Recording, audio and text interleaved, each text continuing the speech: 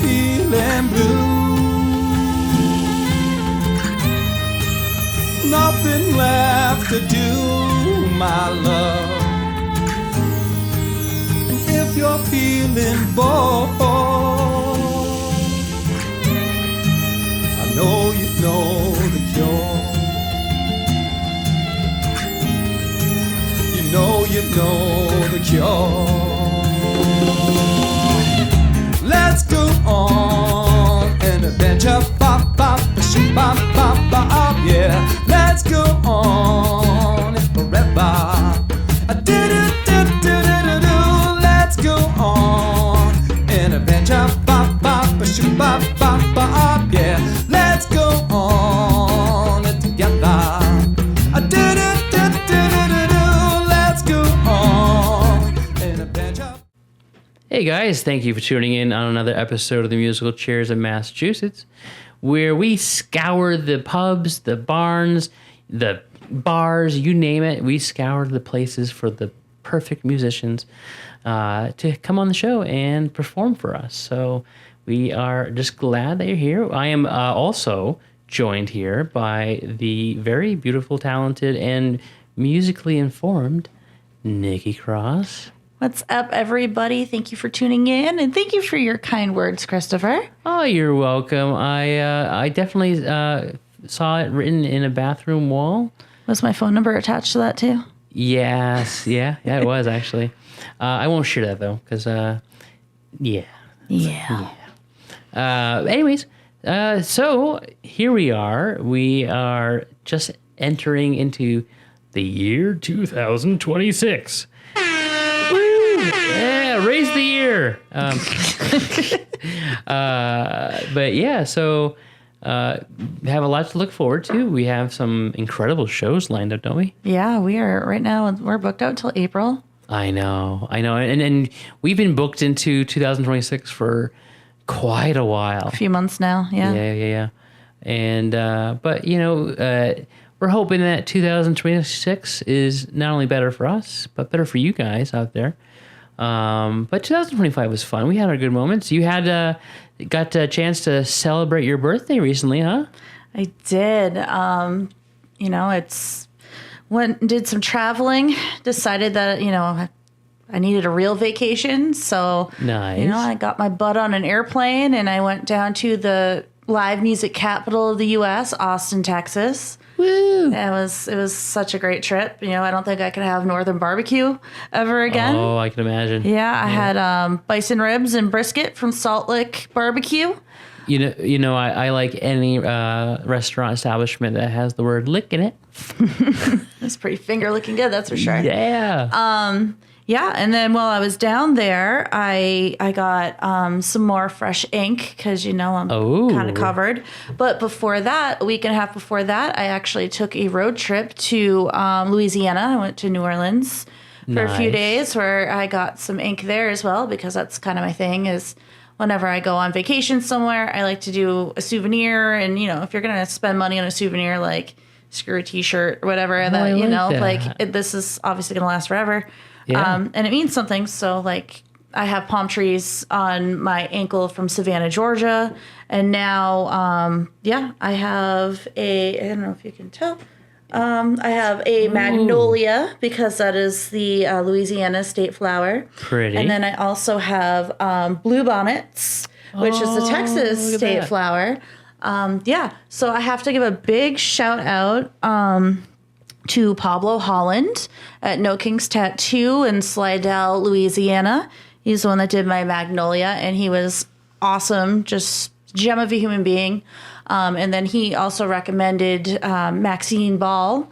She's over at All Saints Tattoo in Austin. So awesome recommendation from him, and she was also just amazing to work with and such an awesome person. So can't recommend them enough. If you're looking to get some ink when you're in Louisiana, go see Pablo at No Kings in Slidell, or, you know, if you're in Austin, go see Maxine at All Saints. And yeah, I have to give them a shout out. I will make sure to make the trek now. I'm going to leave now. You're just going for the barbecue. Let's I'm be real. just going to go for the barbecue and some jambalaya. You know what? Yeah. I had some really good gumbo. Did you? Down in Louisiana. Yeah. Ooh, nice. I know. I'm so hungry. It's but that's okay. It's fine. But you know what? You know what else I'm hungry for? Some theremin action. And I'm not Interesting. Yeah, and I'm not talking about Uma Thurman, although let's be honest. But yeah, I can't say enough about our next guest. We had more studio firsts. Yeah, so many, actually, quite a few. Yeah. Yeah. And I wasn't sure what to expect, although you had already known what to expect because you know how to find them, Nikki. Mm-hmm. Yeah. I found this one 6 months ago. Yeah, it was back in June. I was at the brew barn at the Red Apple Farm. I was at one of the Sunday sound bites, and she was playing an electric ukulele, which I had never seen or heard of before. And that they have such a cool sound. Like, think of like that old surf rock. Yes. Yeah. So yeah, she was playing that, and I thought she was just badass, and booked her on the spot. She pulled out her schedule, and we scheduled her right then and there. And 6 months later, here we are. And not only did I really enjoy her music, although she did pull some awesome covers and played them in her own style, and then did an original, but just the stories this one has, and the fact that it's her music journey is such a short one in retrospect to the quality and of music that she's playing. It's really impressive. I have to say, though, honestly, the last few guests that we've had on our show really haven't been in the game all that long, which goes to show that, I don't know, music has no limits in terms of when you start age-wise. I know with sports, usually, you start younger on in life or whatever, but the last few musicians that we've had really only started their musical journey, within the last maybe 5 to 3 to 5 years, and could have fooled me. Yeah, it's inspiring because it tells you, or it goes to show you that you can start, becoming a musician at any age. It doesn't need to be a day one. Although every time I see a 5-year-old playing Beethoven Fifth on a xylophone, it's just okay, listen. But it also gives you it's very inspiring if you think about it. The quality and just the talent of, try the thing. Yeah. Try the thing, and you might end up being better than you think. And these are people that haven't been playing their whole lives, but it sure sounds like it. And what she got to experience after just the beginning of a short beginning of her journey turned into just the most viral moment. And if you guys want to hear about that, you're gonna have to listen to the whole episode. But trust me, you do not want to miss this story, right, Nikki? Absolutely not. This was a great one. Yeah, we had a lot of fun. Yes. So with that being said, guys, Nikki, why don't you, after this commercial, maybe, who knows? It's a journey. After this commercial, Nikki, why don't you go ahead and introduce our next guest? All right, let's get into it. Today we're joined by Kendra, an East Hampton, Mass. native through and through. Born here, raised here, left, lived, and ultimately came back with stories and songs still taking shape. Kendra is a songwriter in motion, still discovering her sound and proudly pulling from a wide orbit of influence. Think Nirvana's raw edge, Beck's genre-hopping genius, Weezer's hooks, 90s alternative and punk energy, Bob Dylan's storytelling, and even a little Beach Boys sunshine. Beck is at the center of it all. If he can do everything, so can she. She's been playing music for just over 5 years, starting on Thanksgiving morning, November 26, 2020. Since that day, she's played the ukulele every single day. No breaks. That's 1,848 days and counting. She's also learning multiple instruments and leaning into live improv, often collaborating with her partner. Outside of music, Kendra somehow fits in even more lives. She's a paddleboarding enthusiast, an WPA certified instructor, an ERYT 500 yoga teacher, a science teacher, and a part-time homesteader. Music, movement, curiosity, and commitment, all wrapped into one human. Welcome to our studio, Kendra. Thank you. Woo! Thank you for making me so amazing with your words. You are amazing. Yeah, absolutely. No, thanks for coming down to the studio. I know you just got here, and it's only been a few minutes. No, it's already we adore you, and it's been so great. I'm excited, and you have brought an arsenal of instruments that I am so excited to hear. And but let's go ahead and get started here in the beginning. When there was nothing, and then all of a sudden there was something. That was November 26, 2020. Oh, look at that. Well, that was a great day. So, with that, was music, how did music get, come into your life? Was that something that just started right off the bat, or did you have some outside influences? Yeah, give us a little background there. As a listener, music has been my life all along. Oh, I know, right? I grew up listening to oldies music. That's where the Beach Boys come from. Yeah. My mom was into Bob Dylan, but my dad always had Big D 103 playing in the car radio, and we would sing along to everything that was on there. It's funny, though, Big D is not golden oldies anymore. It's like the music we grew up with is now on the oldies station, and I don't understand how that happened. I know when I started hearing Metallica on the classic rock radio. There it is, folks. There's the Metallica mention. I get it in every episode. I was just like, really? At least we got that out of the way with sooner rather than later. Yeah, I figured just, put it in the front there. But that's cool. That's, it's funny because same thing. Growing up as a kid, my father would always play the classic rock radio, when everyone's trying to sleep. And so you were listening to like 70s. Yeah. Yeah, I grew up with 50s, 60s. Yeah. Well, it's interesting. Now that I've gotten older, I've gone back farther. So like that's what I'm listening to now, the 50s, 60s, and I've even gone back as far as the 20s and 30s, and I just love all of that stuff. But especially like the Dean Martin and Frank Sinatra. Oh, that's great Christmas music. Yeah, I know. Bing Crosby. Yeah. Brenda Lee. Yes. Oh, yeah.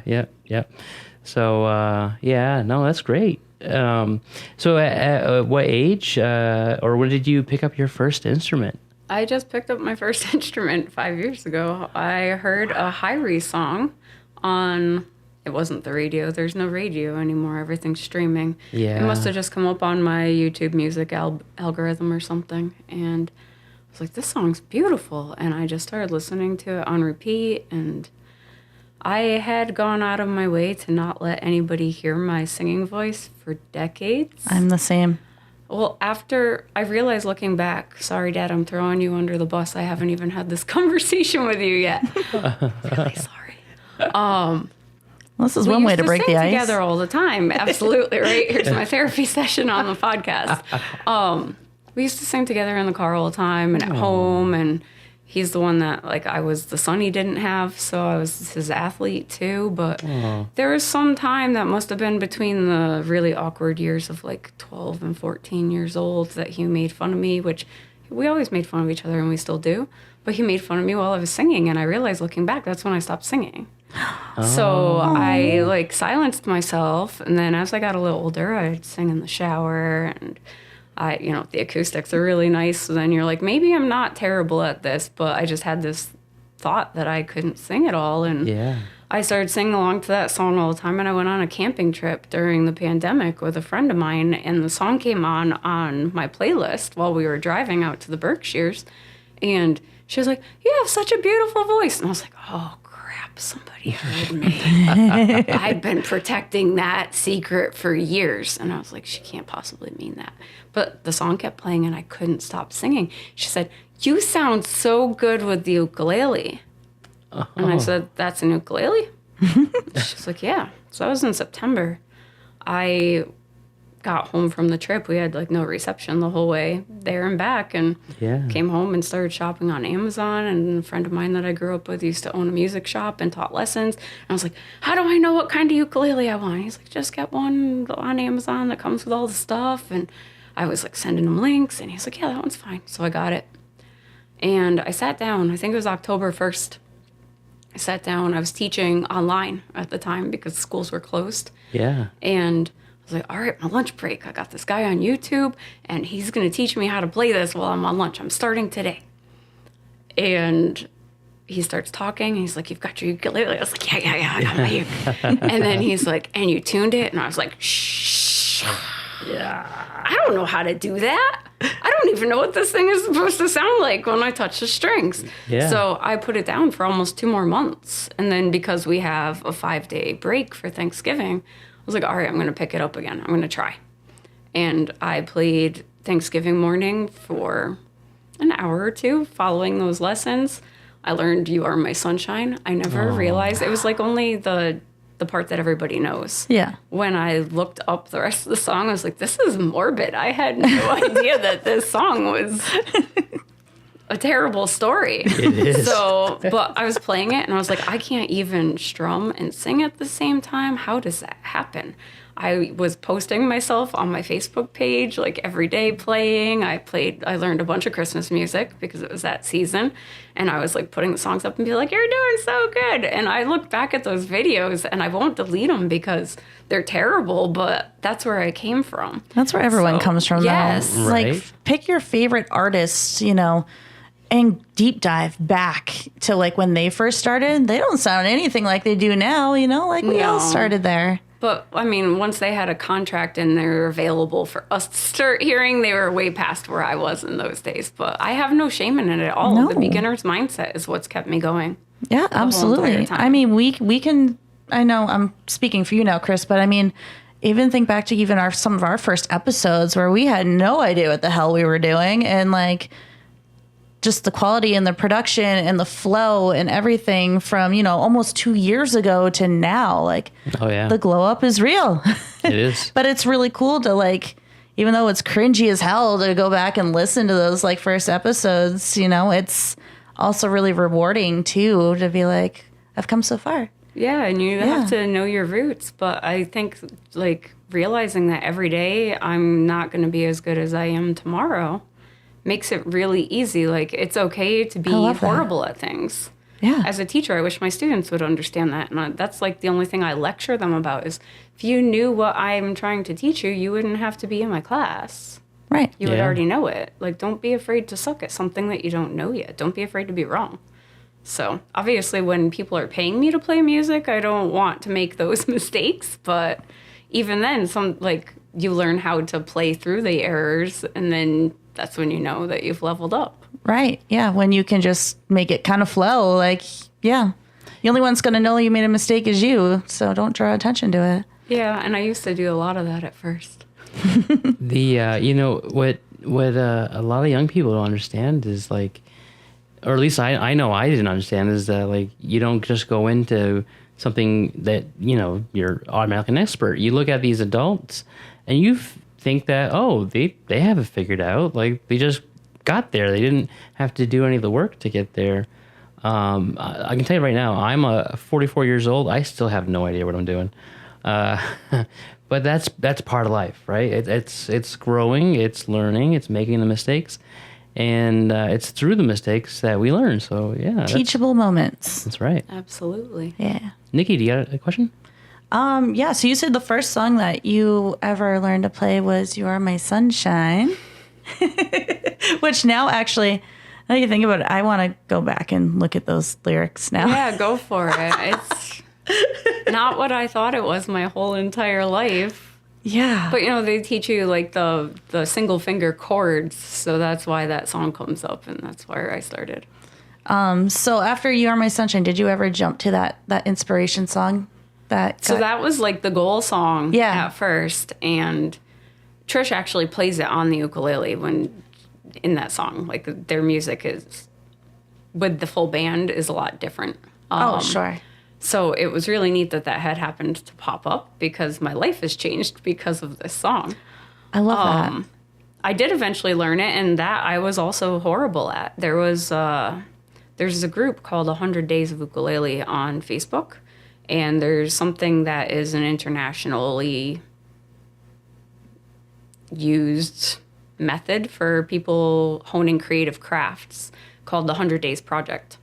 So a woman in Hawaii actually decided, like, I'm going to host this. She's a teacher of ukulele, so she said, I'm going to host this for people that are part of her community on Patreon, and then she expanded it from there. And so here I am, having played any music at all for less than 2 months, and I was like, oh, cool, I'm going to do that. And again, like, post myself online every day for 100 days, embarrassing myself, but I had no shame. I'm not embarrassed. Yeah. I was better every day, and I can look back at those 100 videos and be like, holy crap.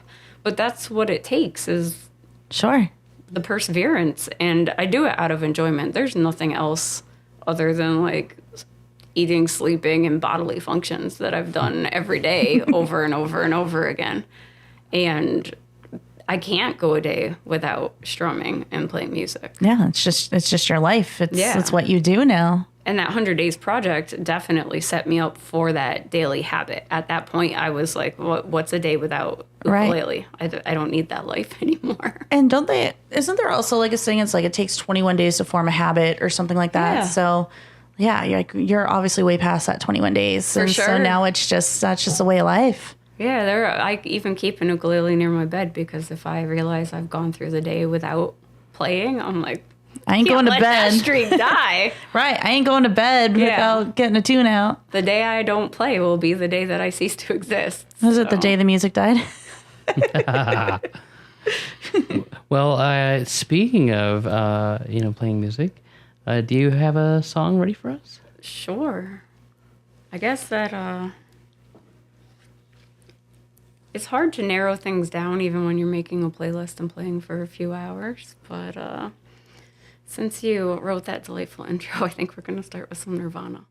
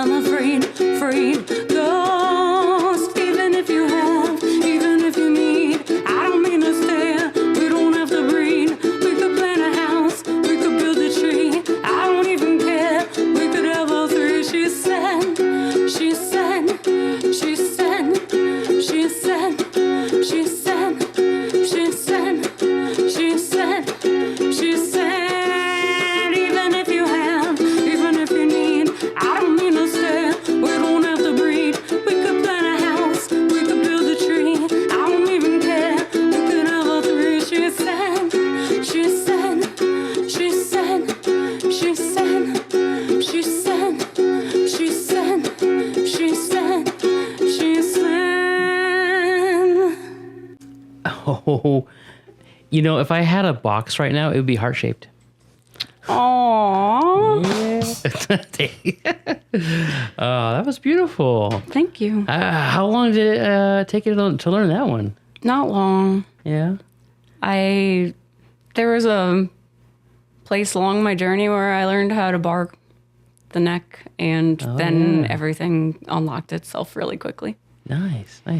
I know. I find that the journey of learning a song is interesting because while there's a little bit of a journey, trying to find the right chords and the timing, but sometimes it like teaches you, like, oh, okay, I didn't know you could, do this or do that.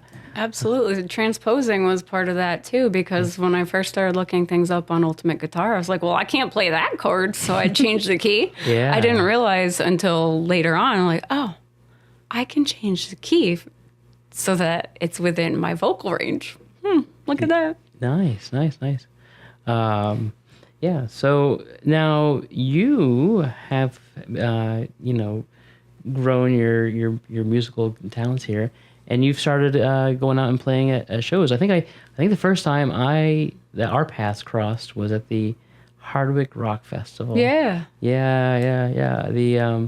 But when did you start going out and performing live? My first gig was a benefit, and I'd been playing for about 8 or 9 months at that point in time. Oh, wow. I played by myself, and everybody's like, you're so great. And I was like, awesome, I can do this. So, like I said, you just keep taking the next step and find out what works and what doesn't. And thankfully that did. So. Oh, that's awesome. I find your story already just so inspirational because here you are, a lot of us, music impacts our lives from the very beginning.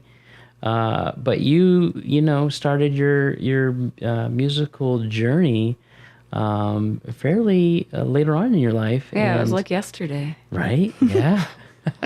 and look at how far you've already come. So I think it's a beautiful message there because it's like it's never too late to start. It's never too late for old people to start playing music. We're not old. Everybody else is old. Yeah, no, but that's beautiful. Oh, cool. Nikki, do you have a question? Yeah, actually, I think the first time, if we're going to deep dive into like when our paths cross, I met you at the Brew Barn at the Red Apple Farm. Another great place. Yeah. And we like I instantly booked you. Yes. And you had an electric ukulele, which I had never seen or knew that was a thing. And that thing was so cool. So you started off, I'm assuming, like with just like an acoustic one, but how did you get into the electric one? So I have a lot of instruments, and, I know guitarists and bassists have a lot, and people are, how many ukes do you have? Like 10? And, I hang my head because it's at least twice that. What? Oh, yeah. But some of them have, like, I got a Beatles one that's painted and has a scene from the Yellow Submarine, which is an incredible movie, and it just kind of hangs on the wall. It's there.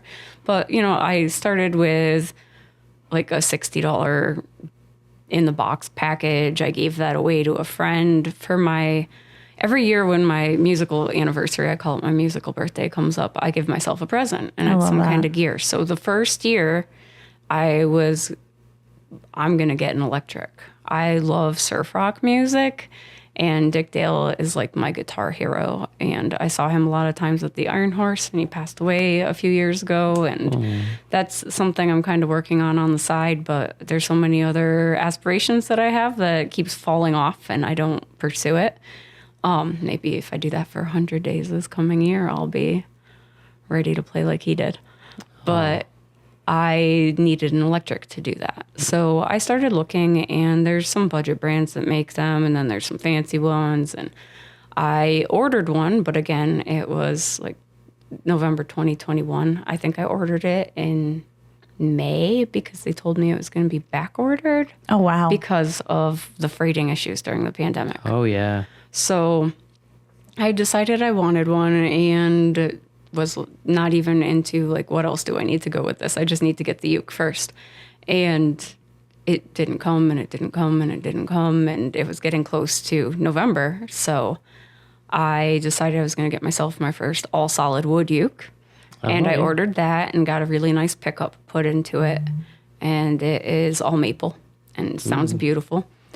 And then a friend of mine who is like a mentor to me in the ukulele world plays an electric, and he had a custom one and decided he would sell me one of the budget brand ones because his wife told him, like, when the new one comes in, an old one goes out. And I was like, I said, I don't have a wife. I don't have that problem. So I actually ended up buying that from him used, and it was barely used. It still had plastic on like the guards. And So did the one that you order ever come in? the one I ordered eventually came in. It got there in February. So my then I had goodness, almost two. a year later. Yeah. So then I had two. The one I bought from my friend, he sent to me and made sure it got to me for the anniversary. So there's like a picture of me like holding both of them, like, with a big smile on my face. And I have since passed that one on to a friend of mine. I love that. It's like the traveling ukulele. Yes, it's modeled after a Les Paul and has two humbuckers. And the kind of music I play, that's not necessarily what I wanted. I like a P90 or a single coil pickup. So those are all things that I nerded out on really hard before I was trying to figure out what was next. And I skipped the birthday when I ordered my custom, and that was the one that you saw me playing. So for my 1,000th day in a row of playing, I was like, there it is. I don't need to wait for the birthday. I put down a deposit with Fanner Guitar Works. They're in South Africa, and they are worldwide shipping custom electric ukes. The product is amazing. I know I'm never going to need another one, and I take really good care of it. But the process was delayed forever, and I would never do it again. So I'm really sad to say that about them. But, Just like a supply chain it was thing. like, I gave you a deposit, they had 90% of my specs laid out from day one in August, and it did not get to me until May. Wow. And they say that there's usually like a 12-week turnaround, and I was expecting it to actually kind of show up in November for my musical birthday.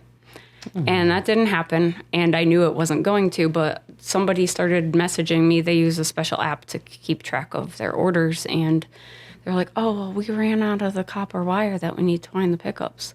I gave you hundreds of dollars. Why are my pickups not wound in August, and you're telling me this in like January? Right. Yeah. So the end of the story is that I'm a huge Star Wars fan, and it's got the Rebel Alliance logo on the soundboard. It's red glitter and has some black stripes on it, and it arrived at my house on May the 4th. Oh. Wow. So it worked out. Like, I was okay Talk with about that. divine timing. Yeah, but I should have had it in November. Sure. Yeah, right.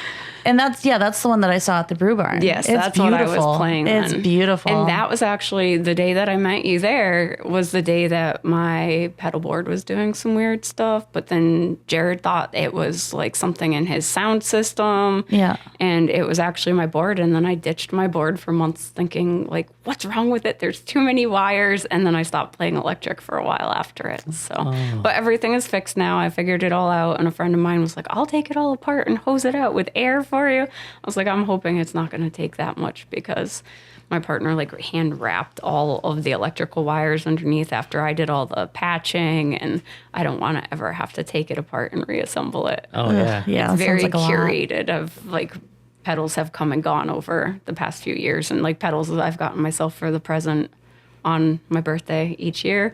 I got the theremin last year, That is so and this freaking year I got cool. my looper, so that's loaded and ready for later. Nice. Yeah, I know the theremin's always been like just such a cool instrument to me. Like there's a couple of instruments that I want to learn how to play one day. To add to the pile of instruments I already have. Like I impulse bought a violin like last month, but theremin has always been one of them. I don't know, like you think of like the eerie movie sound effects. Like I don't know, I think of the theremin, that and a dulcimer. I've always wanted to learn how to play. Oh, yeah. That's another one. I first learned about the theremin because of Sheldon Cooper on The Big Bang Theory. Yeah. Yes. And I was like, that's pretty rad. I had to look it up online. I was like, what is this thing he talked about? But eventually we will cover, my partner and I will cover Good Vibrations, and I will learn that riff. Ooh, yeah. That is so awesome. And like speaking of your partner, so you also are a part of a duo. Yes, we're called A Strange Invitation. Yeah.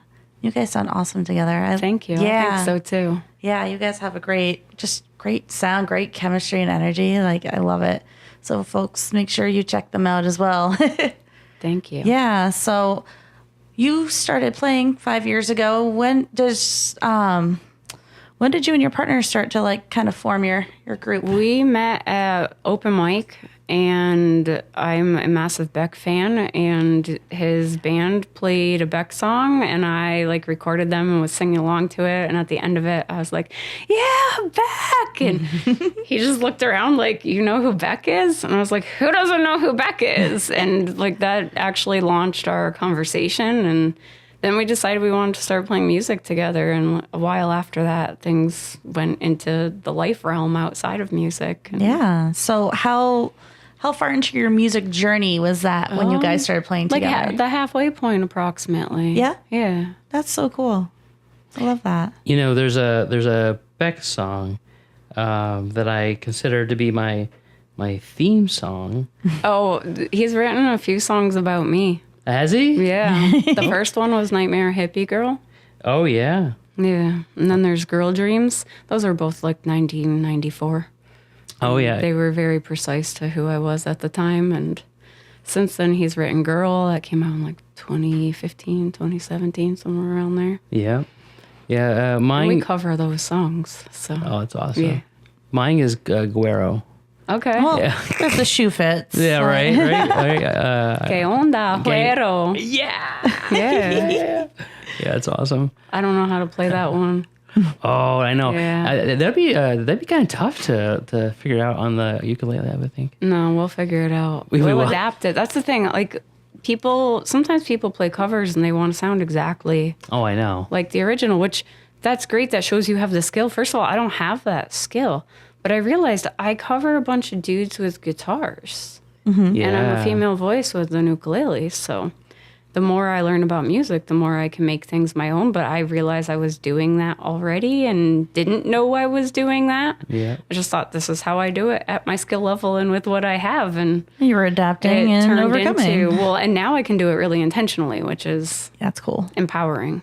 And you know what's great about that is that a lot of these cover songs that you see out there, the ones that are done uniquely are the ones that go viral. I mean, like I saw this gentleman playing the cello to one of Alanis Morissette's songs, and I was just like, wow! Like I never expected to hear a man do this song, and it was beautiful, and it got Or that, or you don't usually hear the cello on its own. no, that too, Yeah. exactly. So there's 100% truth in that, in making it sound unique to you, even though it's a cover. It just it adds a whole another layer to it. For sure. Yeah. So speaking of layers, Onions, ogres. Where are we going with this? yeah. Well, speaking of layers, maybe we should. You're like you stole my segue and then you didn't know where to go. Yeah, I'm waiting for the punchline, Chris. Yeah. Yeah. So speaking of layers, Speaking of layers, maybe we'll hear from a partner. Maybe we won't. yeah. Oh, you know what? That's a good point. We should do an ad insertion. You know, try to at least get paid somehow. Yeah. Yep. So, guys, we'll be right back after this message Maybe. that you may or may not get in T-minus 5, 4, 3, 2, now. And we're back after that 5-hour-long advertisement, or not. Guys, so like I was saying before the break, speaking of layers, let's go ahead and add another layer to this musical journey by asking for another song. Alrighty. I don't really understand the layer. I don't understand the layer of that either. Listen, we're stacking the songs on top of each other like layers. Nikki, where's the womp womp button? You know what? No, these layers just became Jenga and it fell apart. It's true. No, see, this whole thing's sweet because it's like cake. It's layers like cake. Okay, anyways. I'm going with onions and ogres. Keep the bats in the cave. Get out of my swamp. All right, so what do you have for us now? Some chili peppers. Ooh, all right.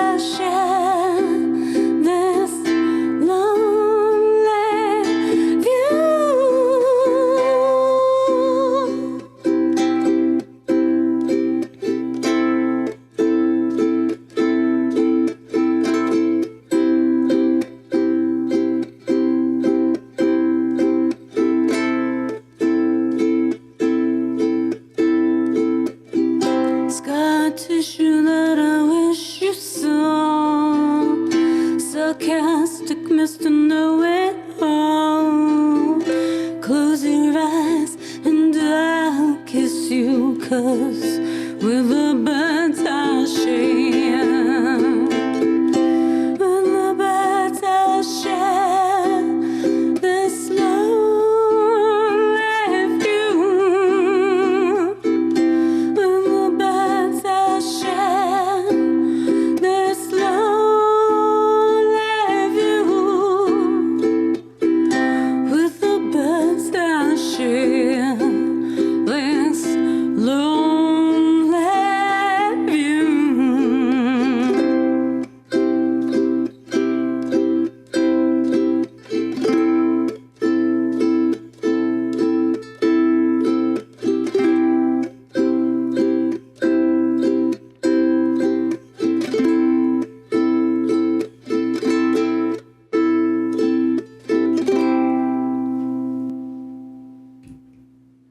Woo! Oh, thank you. That was awesome. I love the Chili Peppers. That's like a bucket list show for me. So, but is there a favorite musical experience that you've had?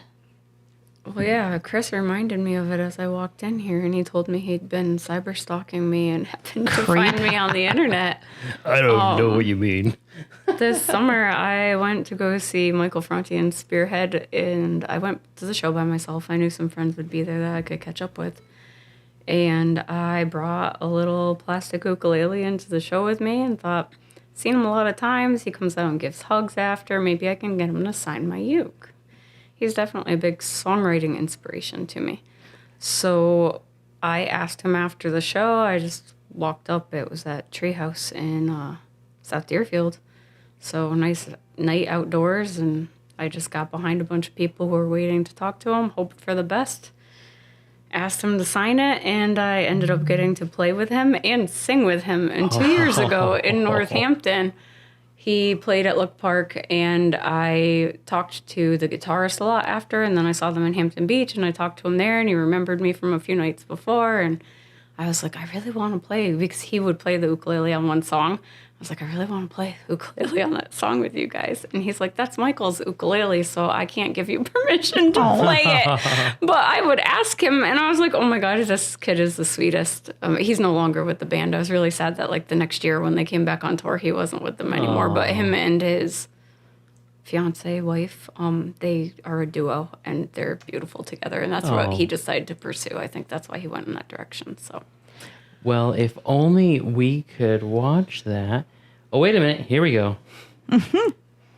Cyber stalker. Thank you so much. Were you expecting that? No, that blew my mind. And then I'm like, what do I play? Yeah. What do I play? I have to play his music. Which song of his that I play do I remember right now while I'm in shock? This one.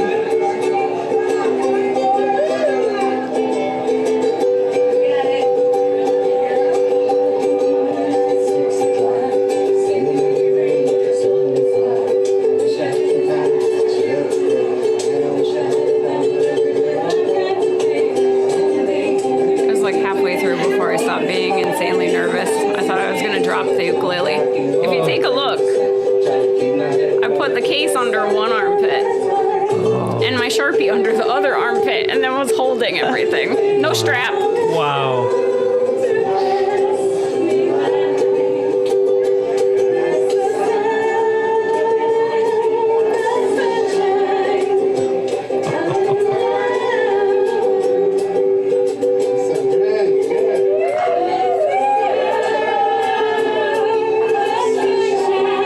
I love everyone's joining in. It's so awesome. That was the wildest part of it all. That. I have chills right now. Like, that is amazing. Wow. Oh, he seems like such a sweetheart. He is. So I mentioned that I've been seeing him since Bergfest in the video, and he's like, oh, okay, because That's over 20 years ago, and they used to have this amazing festival that got shut down because there are too many wooks in the woods.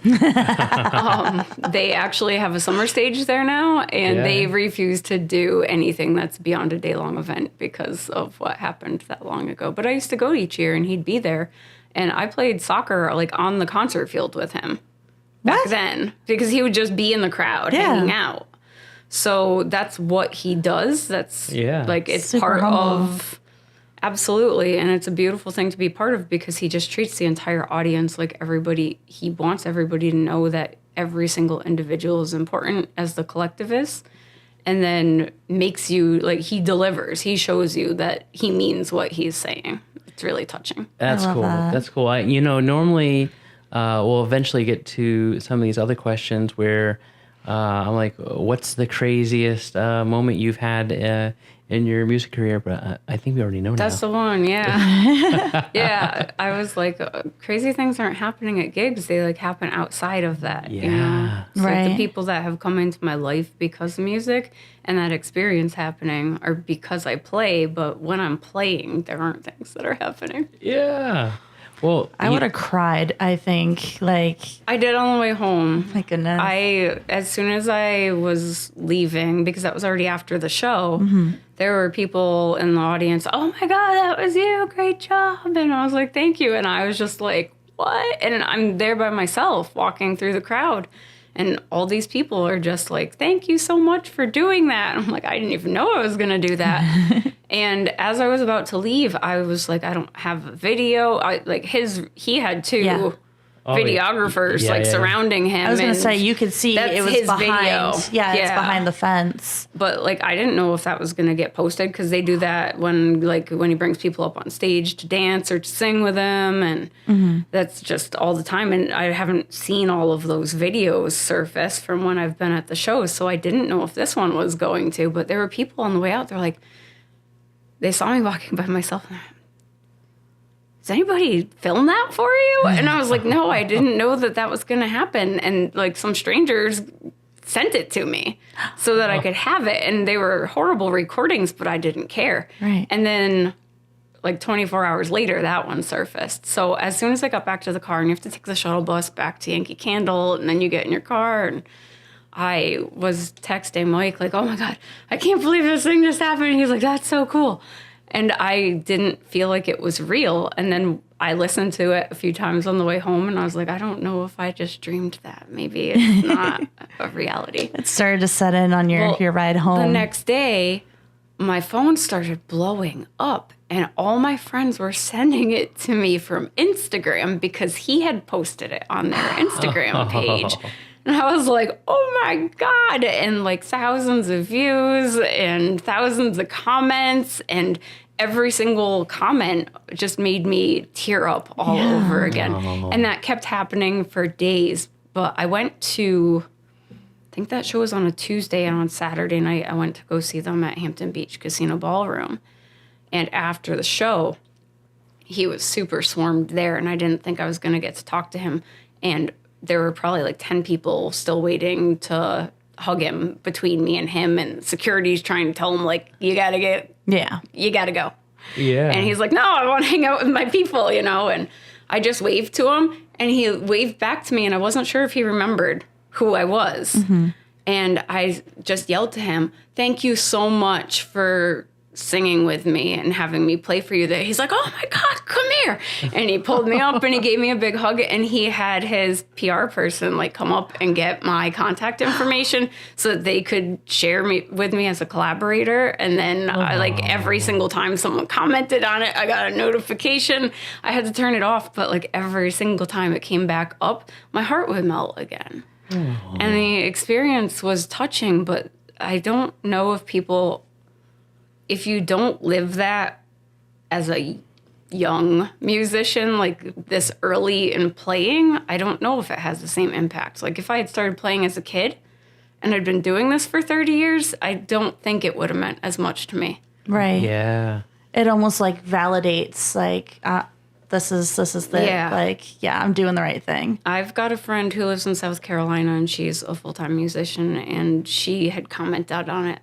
And she wrote something to the effect of like, she taught herself to play music so that she could shine like this. And it chokes me up now thinking about it. So the things that like strangers and friends were saying just kept... Yeah, and it was just all beautiful messages. A lot of like really soft hits right to the soul, and it lifts you. Like I had a hard time with some things that were going on a little after that, and every single time the video popped back up, I was like, that puts it in perspective. So I love that so much. And I mean, even when that happened, like you text me, like directly text me the link to that, and I was like all smiles. Yeah, like I had had my new best friend from like 3 weeks before. I know. And then I get like a random text from Kendra, and I look and I see this video, and I start watching it, and like not only did I get like the goosebump chills, but I had like the biggest ear to ear smile, and I was so freaking happy for you. And Thank then I you. shared it with Chris, and I was like, she's coming on our show in December. Yeah. Like, you got to see this. This is amazing. Like, yeah,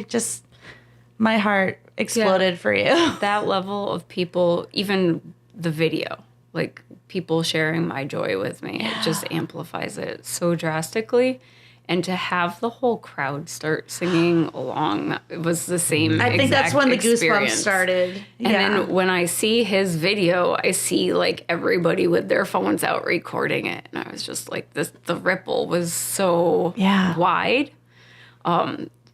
It just popped up recently on my scroll the other day too, and I was like, oh, what's that? And there was like a new comment that had surfaced, and somebody had said, like, you need to have her open for you this summer on your tour. So I tagged him in it, and I was like, challenge accepted. I'm going to be really bold here and say that I would love to do that. And at that point, I would hope that it would be as a duo, not just me. So we have what's called behind me the manifestation station. Oh, okay. So it's like the Make-A-Wish musician. Yes, it's exactly what it is. We've had guests say like, this is my dream venue. I want to play like here in like Iceland, and like a year later it Iceland happened. is so much more ambitious than where But but it's the fact that they spoke it into existence in our studio, and it actually came to fruition. Was that Seth? Yes. Yeah. Yes. Okay. So I will channel some Seth Newton magic and talk to the manifestation wall before I leave.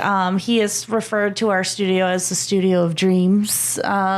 He will, just preach, like speak it into existence in our studio. So Outstanding. the fact that you just said that, like, nope, it's into the universe now. So, that's what I love about music, right? Is that, you go out there, you perform for people, and that part's great, like the actual playing of the instrument, but it's the human connections that you make, between each other. And it doesn't matter, like, how big the musician is or how big the venue is, or, when you, as a musician, get a chance to make those connections, like it's special, and it really impacts, the other person. And I love the fact here you are, just starting your musical journey, and then you have that interaction, and look how it's influenced you now. Absolutely. Yeah. So yeah. I know we heard the song on the recording. Ooh. But you think maybe we could hear it here in Sure studio? thing. It's nice because over time I realize I now know a lot of songs out of my head. When I first started playing, I was playing a lot of songs I've known and been singing along to for 30 years. But once I would learn the chords, I forgot the words. Mm-hmm. And I'd have to have them in front of me, and Emotional support lyrics. Now I have emotional support lyrics, but I used to have to stare at it, and like I could look up once in a while, but then I started like color coding everything in front of me, so I would have the benchmark spot to look back if I needed it. And over time, I was like, if I stop learning a new song like every single day and start playing things repeatedly, I'm sure some of them are going to stick.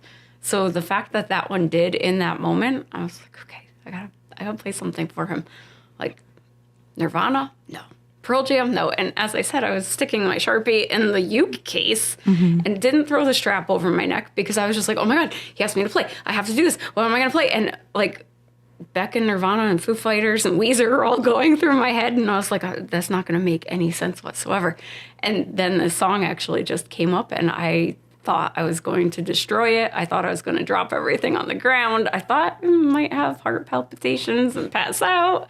And none of those things happened. So I'd be happy to play it for you in a calm environment. I love the fact that he was vibing with you and he was like, yeah, okay. And then he's like singing along. Like, yeah, that was, such and once an he incredible started moment. singing along with me, there's part of it where I do lift my voice.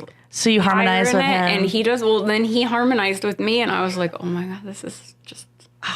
That's a dream come true right there. Yeah, it really was. It still is. That's so beautiful. Like, it just keeps coming true because I won't ever forget it. Yeah.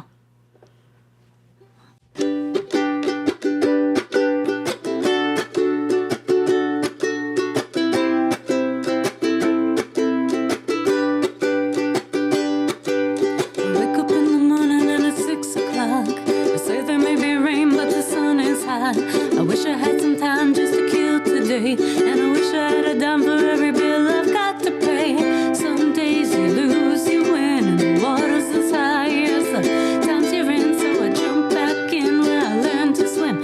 Try to keep my head above it the best I can. That's why here I am, just waiting for the storm to pass me by.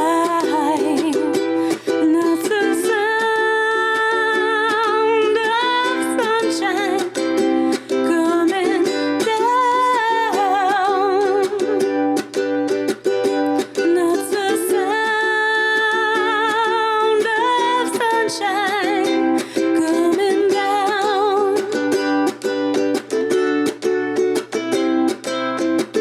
In the video, I take a huge breath here because it goes into the next verse, and the crowd thought I was done, and I would have kept playing the song because I was loving singing with him. I saw my friend Bobby, said, what's up, man? You got a little work or 20 to lend? I opened up my hand and said, I'm glad to see they can take away my job, but not my friends, you see. Here I am, just waiting for the storm to pass me by. And that's the sound of sunshine coming down. And that's the sound of sunshine coming down.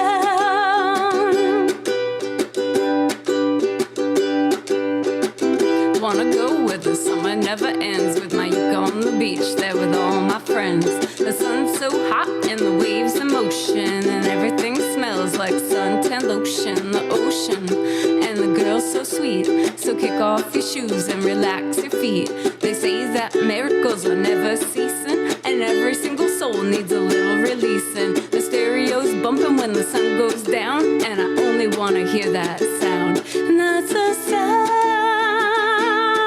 of sunshine coming down. And that's the sound of sunshine coming down.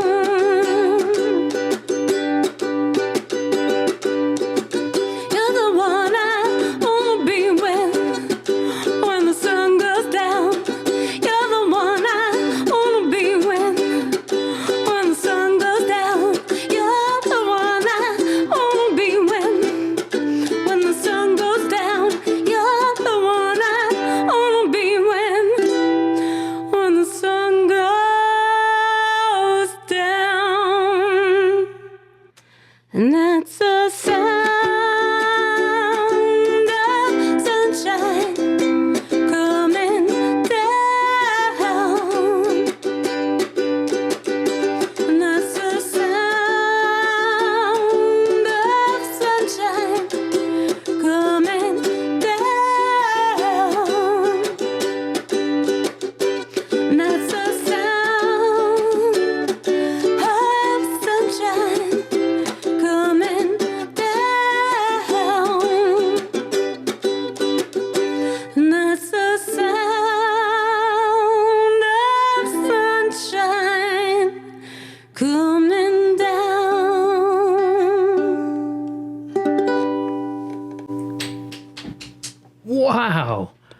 Okay. So, I'm going to say it right now. I'm going to go ahead and segment that song. I usually don't announce which songs I'm going to segment for the feature. I'm going to segment that one. I'm going to then let you know, and so that you can tag him on that one. Oh, thank you very much. Yeah. Can you imagine, like... Let's surround him. Like, you guys tag him. I Oh, can yeah. tag We're all him. going to poke him. That's right. Yeah. Yep. Can you imagine, like, okay, picture, you're, like, opening up for him, and you play that song, and then he just comes out and starts singing with you? Put that on the wall. You're going to put it on the wall. Okay. Throw it like wet spaghetti. Yeah. It's going to stick because Fuck it's yeah. ready. I'm ready. Yes. Yeah. Yes. We're ready. We're ready. 'Cause that's a strange invitation I'd like to bring on stage. Yeah. I love all this. Just to let the audience know, none of this is scripted. Like, nothing. This is just like, it free flows. I see what you did there. I know. I can't escape it. It's very organic. It's right. I totally didn't pick up on that one by myself. But seriously, it's cool. Like, especially when you have special moments like this, and we thank you for sharing that story. Like, what an amazing experience. Absolutely. Thank you for texting me and sharing that with me, like, when it happens. I had to share the elation. Yeah. It was more than I could handle by myself. Right. It's nice when you can reach out, share wonderful things with people. I think we tend to suffer on our own, but like, we don't savor our joy with people, even worse than we don't seek support when we need it. Right. So I don't know. I was overflowing and needed to. My Oh heart, my God, did you see this? my heart exploded with happiness. And Like, that's it what I made me needed so to share with happy. people, because I just kept feeling like I was being turned inside out from the rib cage in a beautiful way. Yeah. Thank you for sharing your happiness. Thank you for enjoying it with me. Yeah. So I gotta ask, is that ukulele behind glass and like? So it's a polycarbonate carbon fiber composite. Ooh. That one is a soprano. I have two that are identical. And then I have a red one that is a concert. And they live in my car because as a paddleboarder and road tripper, I go camping and take them yeah. with me. So, like, the red one's been played in the ocean and the tuning pegs are a little sticky, but they live with me and go out on my paddleboard all the time. So I just figured, whatever. I gave him a green Sharpie. It was the only thing I had in my car. Yeah. Ideally, a silver Sharpie would have been the thing. And I keep thinking, maybe I'll bring it back to another show sometime and then actually have him sign it for me. But, I mean, he did sign it. He drew on it. Ooh. And when he did, it's very hard to see, but it is now hanging up. I have a bamboo soprano that I had Jake Shimabukuro sign for me when I went to go see him. I did not get to play with him, and I was not ready at that point in time either, so there was no way. And he plays all crazy chord melody and like everywhere up and down the neck. And Yeah. that's not yet my style. Maybe one day it will be, but it's not what I'm aspiring to do. Yeah. So that one I hung up because that's black Sharpie on bamboo. Yeah. So I was like, well, you can't even see it. And people are like, well, you better at least seal it with something. And I said, this thing goes out on the water with me all the time. It's going to get sun zapped or something. So it is currently retired.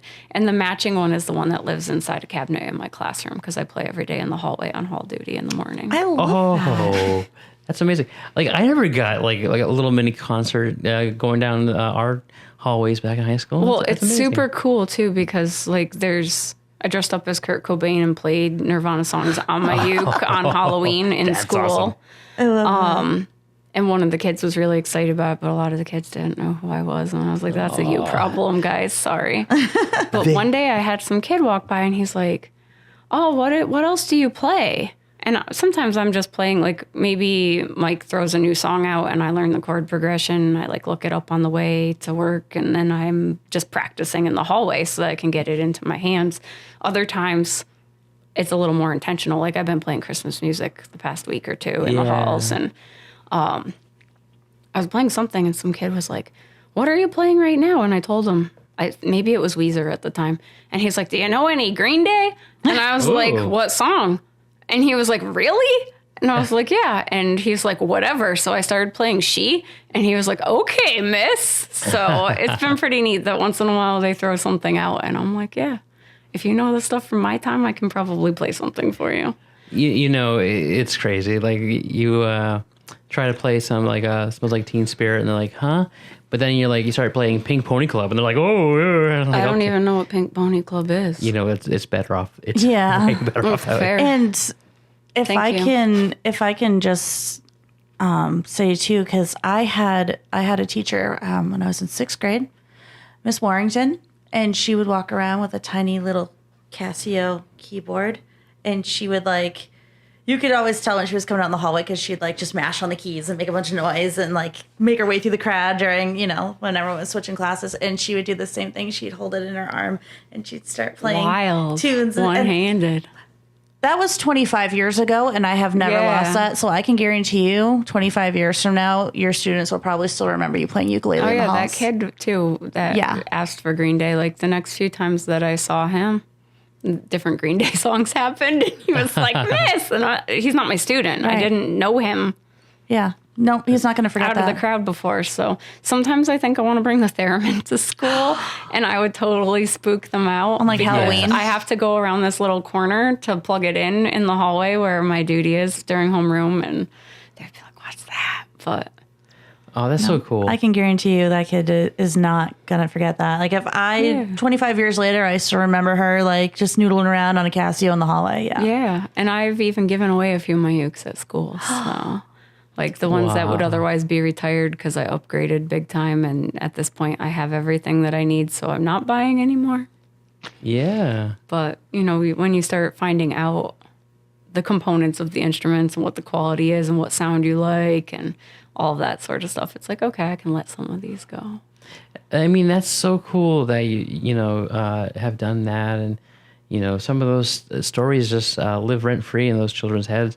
I remember, it's not music related, but I had a math teacher who was also the football coach, named Mr. Truax. Hi, Mr. Truax.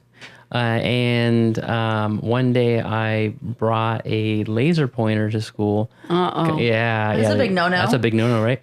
Because I was like pointing on the chalkboard behind him, and the kids were laughing. And of course I was the class clown, whatever. And he turns around and he's like, all right, bring it up. And I was like, So I got up, I handed him the laser pointer. He's like, you'll get this back at the end of the day. Not a second sooner. And I was like, okay. And then he used it. And then he used, then he would be used, me. Then he used it, because then I was like walking in the hallway, and I just see him getting the other teachers like zap, zap. Yeah. Yeah. I would have waited for him to like start going around the floor and like pretend to be like a cat Well, or something, like pouncing I on was it. hoping that's what the teacher did to you. Yeah, right, yeah. Anyways, that's really cool.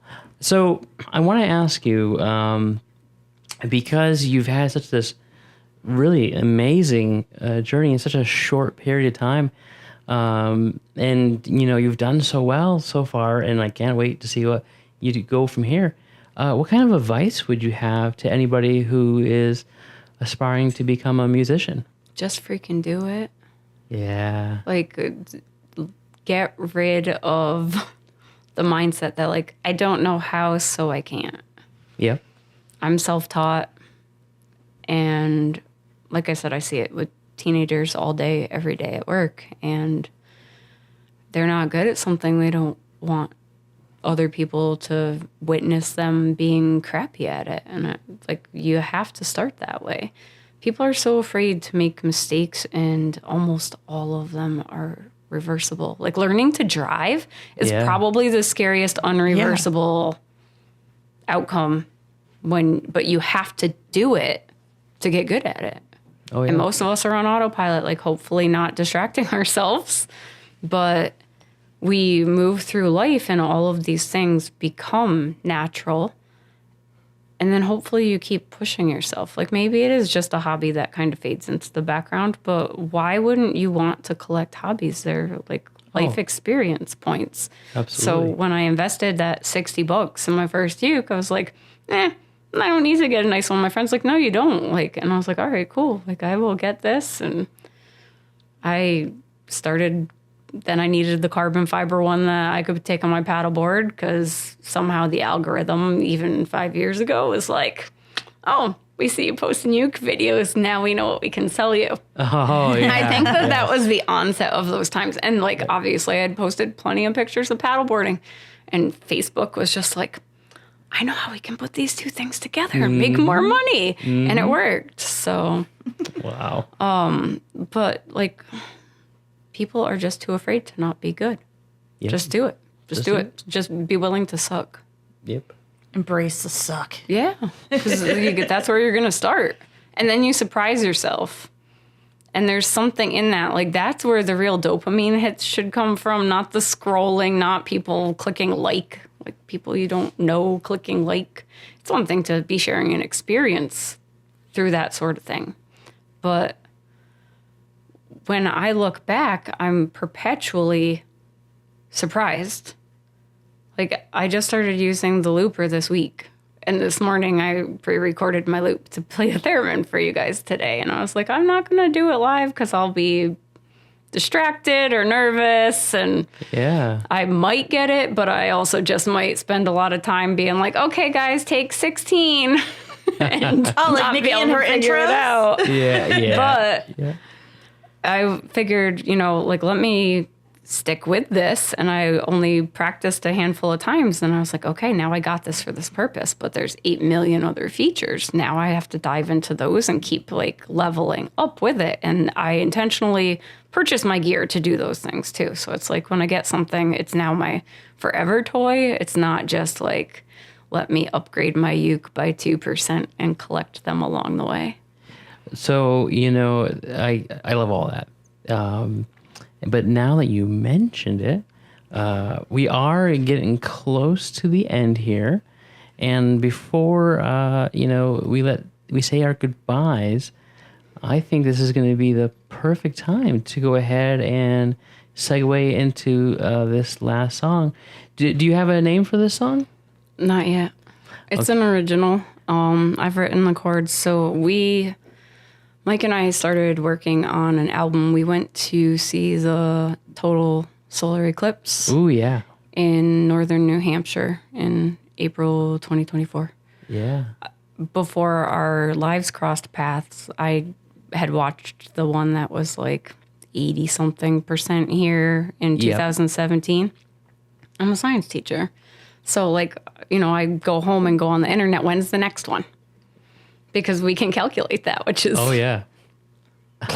Crazy, right? Thank you, Aristophanes, and everybody else who paved the way for that. So I knew I was going, and eventually I was like, hey, you want to come with me and do this thing? And he was like, I don't know. And we talked about it, and he was like, yeah, let's do it. And it was just such an amazing experience. So I started writing music about it. Oh. And I kind of laid the storyline out, and he does stop animation work and has actually created, like, I don't want to call them dolls. Like, I guess I should call them action figures, but they're made out of like drawing forms. And he had made one a long time ago for some stop animation stuff he had started working on and didn't finish. And for our first Christmas a few years ago, he made one of me, and like it has a red cape, and he hand carved an ukulele for my figure. And it's like got my hair. I love the Disco Biscuits, and I have a Disco Biscuits winter hat. And he like made the hat out of the same color fabric, and where their circle logo is, it has a little gem on it. I mean, the detail is insane. So ideally, when we finish writing this album that we started to lay out a bit about a year ago now, there will be a movie that will go along with all the songs. So I think that this song is on there. There's only one completed song that has all the lyrics and the parts. And I don't want to play that for you guys because I feel like without the layers that he adds to it on his guitar, it's not. Yeah. That's what you guys think. Yeah. It's us. And I don't want to do that without him. So that makes sense. I guess figured that just this means is where I would go. A strange invitation's going to have to come onto the show next. I think so. And then maybe we'll be able to talk about how we're opening for the South Deerfield Michael Franti show over the summer. Yes. I'm going to keep putting it out there because I put playing with him out there after I talked to the guitarist a couple years ago. I didn't imagine the details around it at all. And now I know maybe I don't maybe just like think about the outcome and let the path unravel on its own, because that's what happened for me this summer. I'm really big into like speaking things into existence. So Okay. get that out there into the universe. That's awesome. It's going to happen. So let's go ahead and get you in position for this yet to be titled song.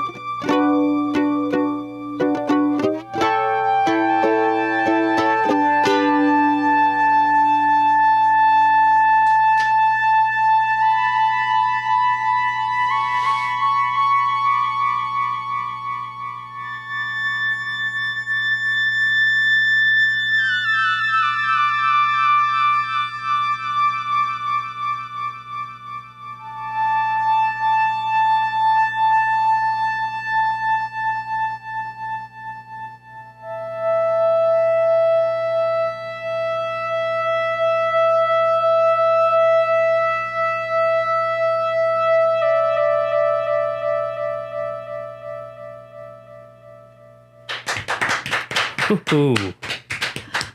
That was amazing. You want to talk about putting energy into the universe? Like that was like some musical sorcery going on just there. have to use the force. Sure. That sounds like a Star Wars reference that I would know nothing about.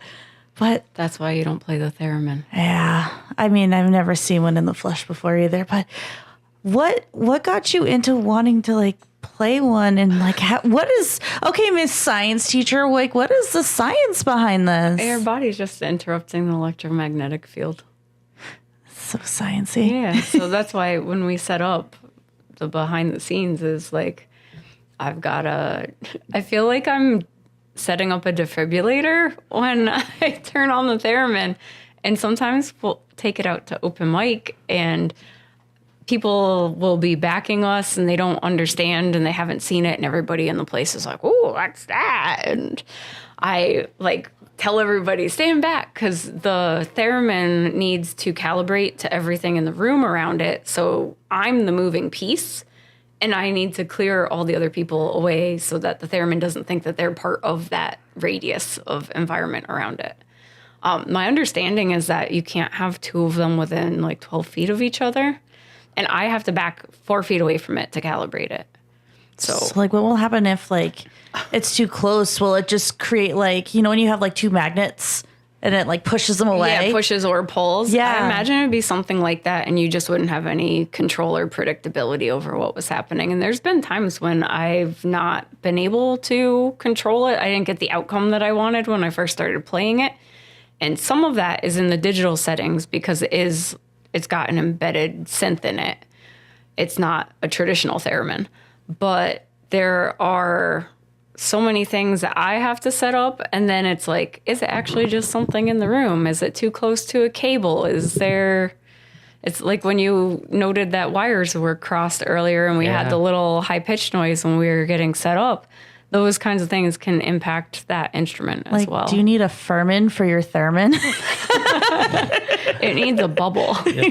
And clearly George is a uke. Yeah, let's give a little Give shout George out some to props. Yeah, props to George for his That's who was playing the ukulele part in that song. yes. I have to take credit for that because I worked so hard to time it on the looper. That's the thing with the looper. You can make your song get quick, like real easily. Yeah.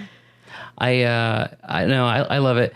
I kind of now want to get two thermins together and see if it'll open up another portal to another dimension. I will let you know because I think that I will eventually get a Moog Etherwave is probably what I want to Can you do upgrade like to. dueling in time. thermins? Epic. yes. Like no how moon. does because you were changing like the pitch of it and all that, like how does that even work? Yeah, one is pitch and the other is the volume. So you can only solo on it or play. This is where my newness to being a musician is going to come in. I guess I can only play a melody on it. Mm-hmm. But the horizontal antenna is pretty much like a wah or expression pedal. Okay, that makes sense. I don't know the science behind how you would accomplish this. Well, we have ask a science teacher here. Well, but Although biology is my area of it's my expertise. Okay. I'm wondering, how do you get a theremin orchestra put together? In a very large room. Well, let me tell you, this has been such a pleasure to get to know you and your story and your journey. And even though your musical journey may seem like a short one to you, you've already just excelled in so many Thank you. different areas. Yeah. It's really been like a blink in my lifetime. And at the same time, I don't remember not being a player of music anymore. Yeah, it always feels like it's been a part of your life. Well, I mean, like you said too, when you're doing this every single day, day in and day out, like it just becomes the normal. Yeah. So yeah, I can see. I don't want to imagine a day without it. So Well, That's beautiful. I absolutely love this. I absolutely love this time we got to spend with you. So for anybody that's interested in finding your music, where can they go? You can find me on, well, my initial page was Keek and the Kooks, and that has some older solo stuff. On my own Facebook page, which was displayed, it still is displayed behind me, the name I've gotten stuck with that I don't use. You can find me there, and most of my music is public, even a lot of the early days. I need to clean it up a little bit. I don't think everybody needs to see that journey. Okay. But I'm pretty sure that all of the early days are public as well. A Strange Invitation has a Facebook and an Instagram page. Okay. Perfect. And those are the spots. Do you have any gigs coming up soon, like end of January, or Strange Invitation, or both? Yeah, we are. I'm really sad that just the other day I found out that we had gotten into a venue in East Hampton, and I was really excited to play a hometown show. And the venue is closing tomorrow permanently. So they just had to notify us the last few days and be like, sorry. And I was like, no, I'm sorry, because it was a community staple, that venue. But we are playing on January 31st. A Strange Invitation is playing at Lost Hounds Brewing. And that is going to involve a lot of funky jamming and original stuff. And even the partial songs, they come out because Mike is also a multi-instrumentalist and has been playing a lot more and has a lot more skills than I do. So I'll bring the ukulele and theremin in my voice, and he actually started playing ukulele too, so maybe he'll jam on a uke a little bit during that show, but bass, drums, guitar. And then we are there again on February 16th. And since that is right after Valentine's Day, they had somebody booked already, but asked us to come and play a set of love songs. So that is the fitting time and place for it. And it's on, is that President's Day? It's the beginning of school vacation week. So it's an important holiday for that purpose to me. Yeah. Well, again, thank you so much for coming down Thank here. you for having me. Thanks for discovering me, Nikki. Yeah, thank you, Nikki. Thanks for on the spot, scheduling with us. Bring the duo back, and I'll bring my electric. Yes. My electric uke. Well, again, thank you so much. I mean, and then this was what it's all about, the show that we get to do here, and, just really shed some light on the awesome musicians that we have in this area and their wonderful stories. So, guys, thank you again for tuning in on this episode of the Musical Chairs of Massachusetts. We hope that you are following us on all of our platforms, whether it be on YouTube or so on, our audio format. We are in quite a few different places. Nikki, you want to let them know where they can find us? Wherever you listen to your podcasts, Apple, Spotify, Pandora, Amazon. We are on Facebook, Instagram, TikTok, and like you mentioned, YouTube. So give us a follow, and not only does it help us, get all these musicians in the world, but it also shines a bigger spotlight on them as well. Yes. So again, guys, thank you again to our guest, Miss Kendra. Miss Kendra. Thank you so much. Yeah. And that's been another episode of the Musical Chairs of Massachusetts. We out. Bye. So, I love how you just busted out that ukulele, that kazoo, because when God was creating a duck, he said, "Waterproof that chicken and give it a kazoo." Waka waka. On that note, we out. Oh